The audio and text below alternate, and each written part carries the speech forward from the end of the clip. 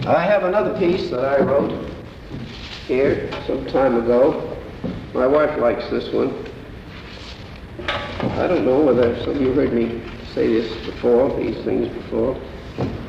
It's something I call the challenge of public performance. Performance is the realization of music. It's coming to life. Without performance, music would remain a mere gleam in the composer's brain. The performer is the second member of an inseparable trinity, of which the composer and the listener form the other two. It takes all three to make the music. Of this trinity, the listener is the most interesting and the most variable. If you compare the composer to a powerhouse and the performer to a transmission wire, then the listener may be thought of as a light bulb. No matter how strong the power or how perfect the transmission, there will be no light if the bulb's filaments are not of the proper material, shape, and position for producing. Continuing the metaphor, we may say that the strength and duration of the incandescence aroused in the listener's mind is the measure of the music achieved. The filaments in human minds are not made of crudely measurable carbon or tungsten. They are living stuff which changes perpetually with the slightest impulse from the outside and with the slightest movement of inner process. Their makeup cannot be predicted from one moment to the next. The listener's age, sex, condition of health, or fatigue are among the simpler, more fundamental elements of his temperamental state. So, of course, is his previous musical experience and cultivation. The associations, favorable or adverse, of a concert's locale also have their profound influence upon his musical receptivity. Some of them, the listener's receptivity. Some of them are physical, some of them mental. How are the acoustics? How is the air conditioning? Are the seats hard or too close together or low enough for short legs? Is it a specially designed concert hall? Is it a college auditorium, a private home, a theater, a convention hall, or a vast hangar, often used for political rallies and poultry shows? Does it exude an atmosphere of upper-class luxury, distasteful to many persons, or one of careless shabbiness, unpleasant to many others? Have people been going there for music for years, or is music a new experiment in the place? The day, the time of day, the season, the weather, all squirt themselves as ingredients into the psychological mixture. Is it an enterprising Saturday night? A sedate Sunday afternoon? Is it Thanksgiving Day evening with everybody loaded down with excess turkey? Is there a blizzard outside or an intoxicating spring night? And how about the world situation? Are we brooding over a war disaster, a financial depression, or are we elated over an election result? Ethical forces also help shape the listener's mind at any moment. Is he present at a musical performance because of a basic, exclusive interest in the precise compositions played? Or is he being plucked at by a variety of motives? Is he going through a concert as through a ceremony suitable to his station in life? Or is he going to please his wife? Or is music being thrust upon him when he is defenseless at a social gathering? Does a lady merely want to hear that Prokofiev concerto, or does she also want to be in the same room with a fashionable celebrity? Does she have a personal acquaintance and sympathy with the performer, or is he a total stranger? Does she insist on finding him wonderful because she enjoys agreeing with some fancy people who say he is? Or does she find it impossible to acclaim him because the New York Times has not yet done so? If every individual is tossed about by these ripples and tides, We must remember that every listener is also affected by every other listener present. Even without talking with one's fellow concert attendants, one can see their faces and their wriggles, hear their coughs, as well as the swish or crackle of their applause. They all make their subtle effects upon the mind. Thus, a concert is a psychical situation of inconceivable complexity, an insoluble jungle of imponderables, of which the actual tones produced constitute only one element. It is a jungle that never stays still, is always stirring and shifting within itself.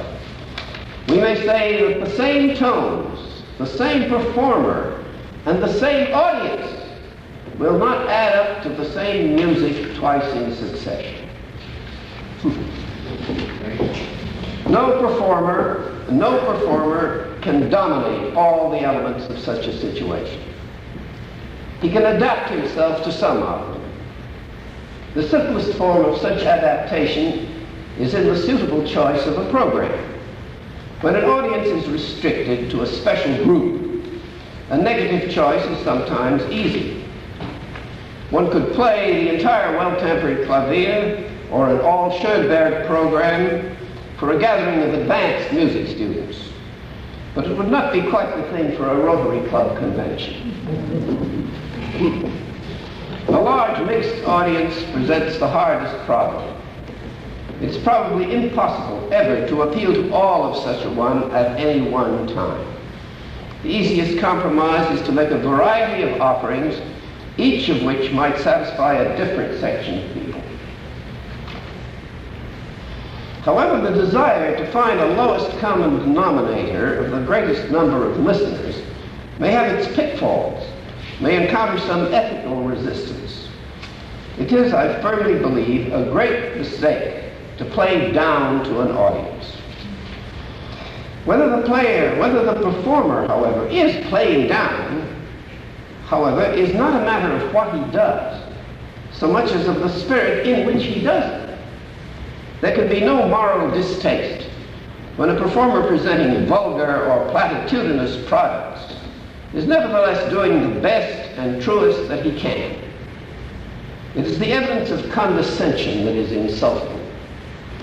A listener will not resent being bored or puzzled by something beyond him. He may even feel subtly flattered at having his understanding overrated. Yet even when he is being amused, he is bound to feel offended at being treated like an inferior. The effect made by any piece of music is necessarily influenced by the nature of the music which has just gone before it. Consequently, the juxtaposition of program numbers is a special problem for performers. It may be said that any piece may seem redundant if it is in the same movement and rhythm as the one immediately preceding. Absolute pitch is not a widespread gift, yet an audience may feel a vague monotony when the key of a piece is the same as that of its predecessor. The audience's custom of applauding after every number has often been regretted, especially when the hand clapping comes after the close of some particularly tender or melancholy strains. Nevertheless, it has its very positive value. The noise, however perfunctory, provides a clean break with what has just been heard. It makes it easier to regard the following number as an independent adventure, as it ought to be. It does a little to lessen the contamination of successive impressions to which we have just referred. It is one of the more active of the audience's contributions to the music. I have found that in general, an audience's greatest capacity for attention is developed during the second third of a program. Before that period, minds and feelings are still somewhat taken up with getting used to being in the hall and being with a lot of strangers. After the second third, fatigue begins to set in. Moreover, after an intermission devoted to conversational din and social smoking, the listening potential tends to be lowered. All this ought to influence the performer in his choice of presentations, namely whether the music suitable The music is suitable for a rising, a maximum, or a declining appetite. The selection of an opening number offers a special problem. To begin with a short trifle is easy on the latecomers and the people they disturb. Yet it seems self-belittling and does not do much to launch an atmosphere of elation. On the other hand, to begin with a 25-minute sonata is a little overbearing. The best course, if it can be followed, is to open with an impressive composition which involves a fair amount of muscular vigor of moderate length. There is, of course, much more freedom of choice before an audience of students and connoisseurs. The encore custom has its quaint aspects. The original principle was that the listeners were enjoying the performer so much that they could not bear to have him stop, and insisted on his adding to his program.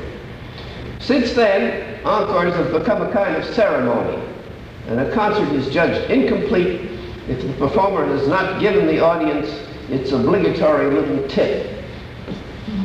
For certain portions of the audiences, it appears to have become a challenge. They feel satisfied if they have bullied the artist into playing more than he was scheduled for. Other concert goers live only for encores. They stolidly endure Opus 111 and the Brahms Paganini variations in the hope of hearing the ritual fire dance or the C-sharp minor prelude after the program is over. Encores are a nuisance, most often a pretense, and are unfair to the body of the offered program. Yet I would not urge anyone to refuse to play one, or at most two. The custom is so entrenched, at least at recitals, that many people actually consider it a piece of calculated malice not to conform to it. I've heard this many times. Well, he didn't even play an encore. Stingy old curmudgeon, see. Arthur Schnabel, it's true, never played an encore. He seemed to have acquired a special audience that did not expect him to. On the other hand, I once heard Joseph Hoffman play something like 17 encores at one concert. He wouldn't allow a pair of hands to fall together without giving forth one more piece. Later on, his managers boasted of this achievement in an advertisement. Thus far, we have spoken of the performer's adaptation to the concert circumstances. We must now take up the way in which he can steer rather than follow the prevailing psychical currents.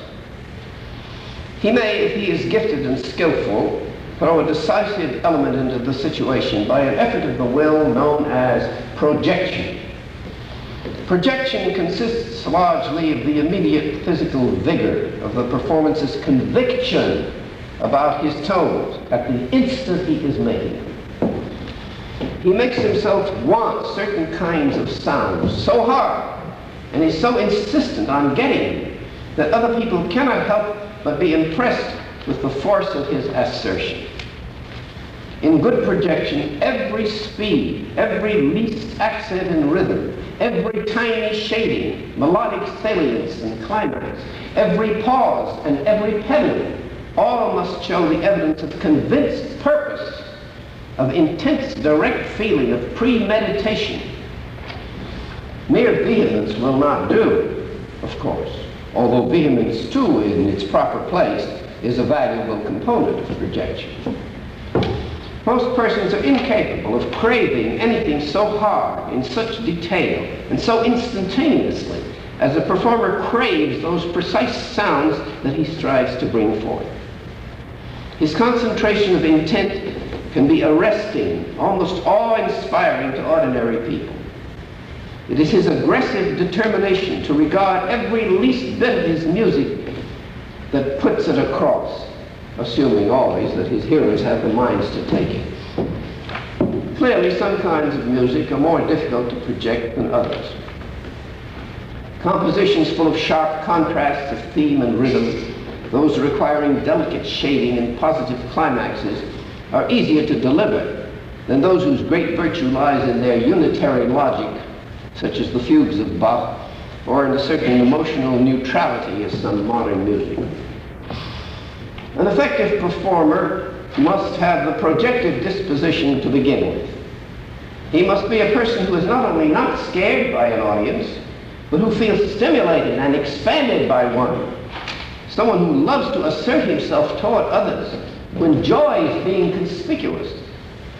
Introverts or shy people are temperamentally ill-fitted to be public performers, no matter what good musicians they may be.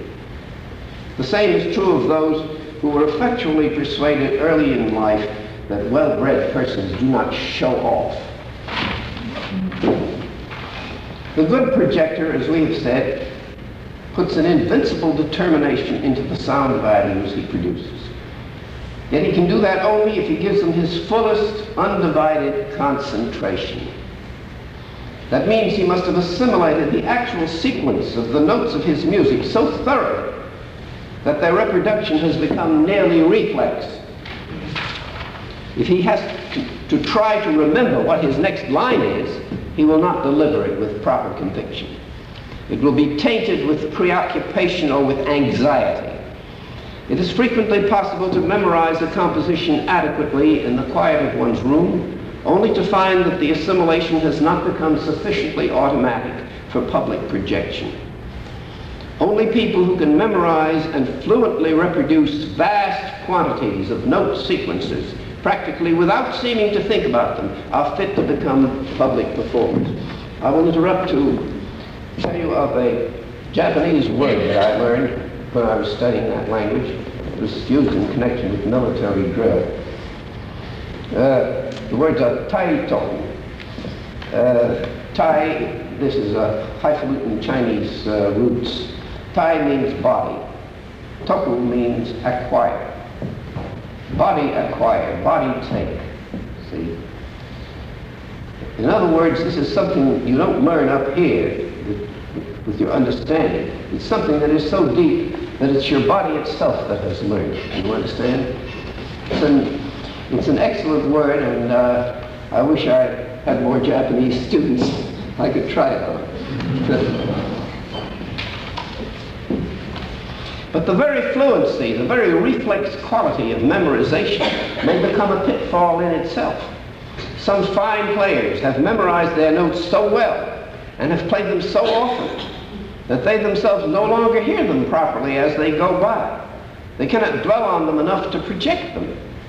Inattention to the notes carries over into inattention to their delivery. The tones come out reeled off, whisked away, unconcerned and meaningless, however accurate.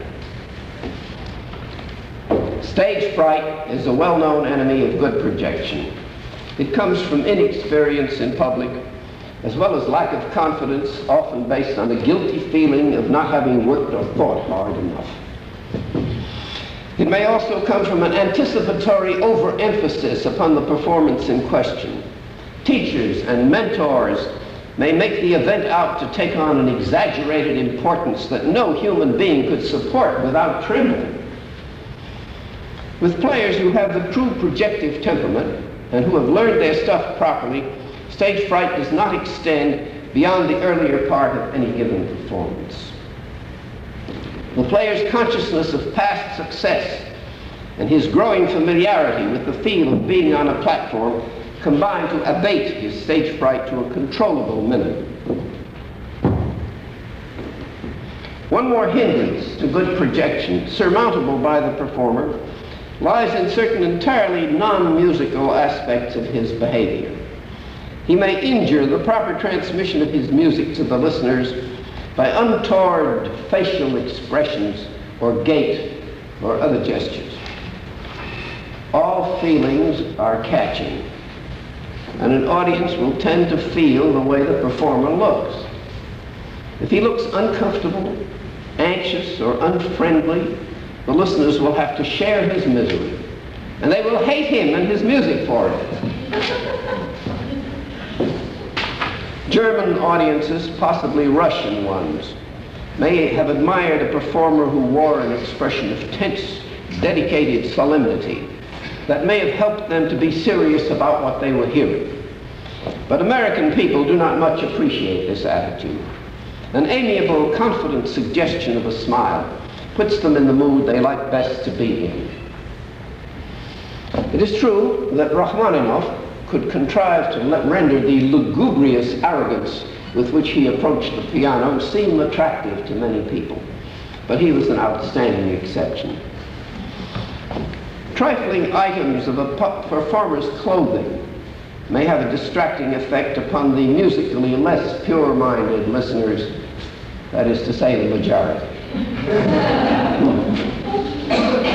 I was once admonished by an experienced manager always to be sure to allow a little bit of white cuff to show beyond the edge of my sleeves, because some low-thinking person might otherwise let his mind roam away from my phrases to wondering whether I was wearing a real shirt or only a dickie. A young friend of mine, hearing me in a concert, confessed to me that he could not enjoy my last group because he was too fascinated by the end of the handkerchief which I had imperfectly stuffed in my pocket, my trousers pocket. In the case of a woman player, the wearing of attractive clothes, provided they are not too flamboyant or too lascivious, certainly improves her music. First of all, it raises her own personal morale so that she actually performs better. Secondly, it establishes a general prejudice in her favor, especially among the feminine portion of the audience, a prejudice which cannot help but pleasantly tint its opinion of her tones. As we have said, a musical performance is an incalculable psychical complex into which the performer can only thrust one or two decisive factors. But if it is a success, he gets all the credit. If it is a failure, he takes all the blame. He must deal with unseen powers. So if he is wise before every concert, he will pray. All right.